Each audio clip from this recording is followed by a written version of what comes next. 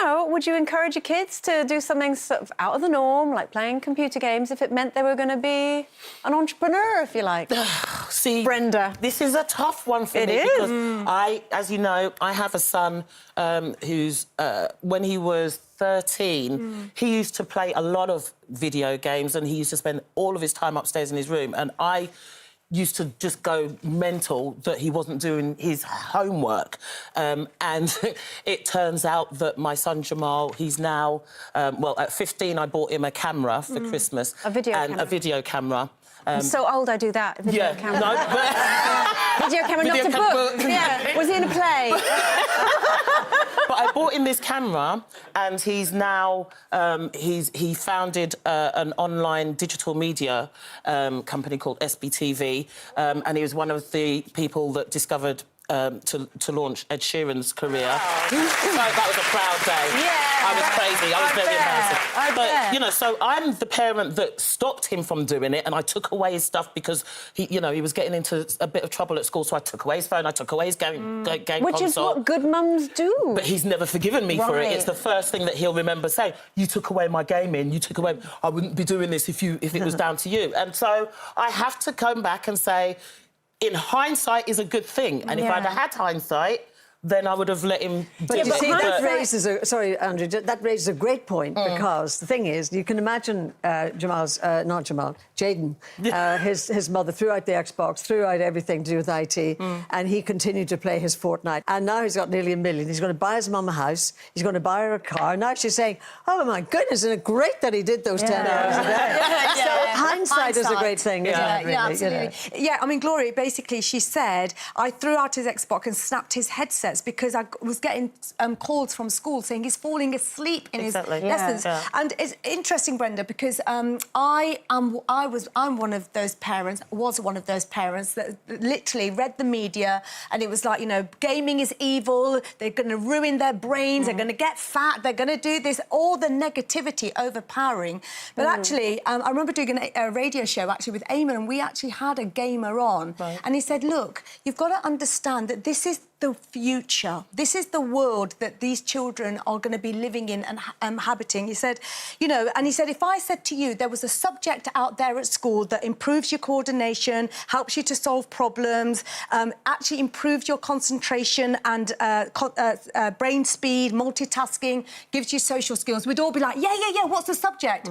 It's gaming. Yeah. And I think the key thing that I've learned is that if I want to be a parent that's in their world, I've got to understand it. I can't criticise without being involved and understanding what they're doing, because that's kind of like being my mum. My mum didn't understand my world, but so she stopped me from doing things, but actually it wasn't all bad.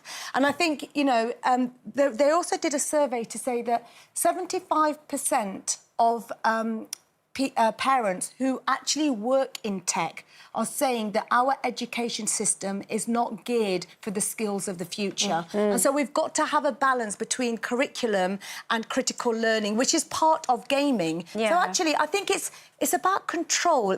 I think 10 hours a day, we all know that's excessive. So I controlled Zach. I let him play it, but I control him to an hour a day. Right. But you see, again, you raise a very good point, because I would be like your mum, because I am not IT literate. I do some of it, but not much of it. I never would think of playing a game. And I don't have young children in my house anymore, because my children are growing up, I've got grandchildren. But when they come, I mean, I have to admit, I am appalled at the amount of time they spend on phones, on computers, on this and that and that. I've got a very healthy child who plays games, but he reads a book, he goes out, listens to music, is sociable. I think that's parenting. You can't blame the children, but you can't take them away. Well, they can when they're teenagers and they're making their own decisions. I mean, it's fine when they're young. Well, their values are set when they're young, so parents need to set the right... Well, I think they are. They are to a point, but I think when they have the freedom of being on the phone for as much as they want with their friends or playing games... Everything they do on their phone is not bad. It's not all evil. I'm not saying it is, but it just is the time that they spend on it I'm talking about. And also to pick up on,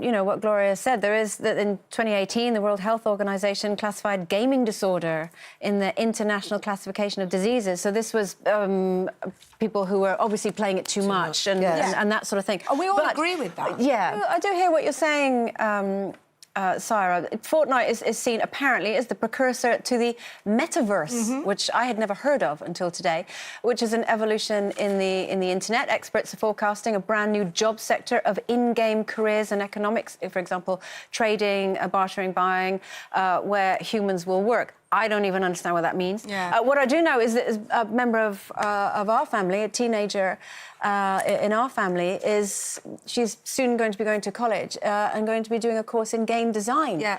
So she's very artistic. She was interested in doing graphic design, but this is the sort of path that she's decided to go down, which is a great career move. We are not in the top 10 countries for having loads of skills in the tech sector. We have got a massive shortage of tech. So I absolutely understand that we can't let our children sit there in front of tech for 10 hours, but at the same time, understand that this is their world and they need the skills, and part of that enjoyment is actually through gaming. Yeah. By the way, Jaden has just got a new job, apart from the £1 million almost. He's been signed up with the gaming team at £48,000 a year. Amazing. Wow. And that's only for starters. Yeah. And you were talking about this new term. I mean, gaming disorder is a new classification, and there's no clear treatment plan in place. However, it's likely that treatments for other addictive behaviours, such as gambling and addiction, will also be relevant to gaming disorder. Maybe that's what I'll have eventually, a gaming disorder.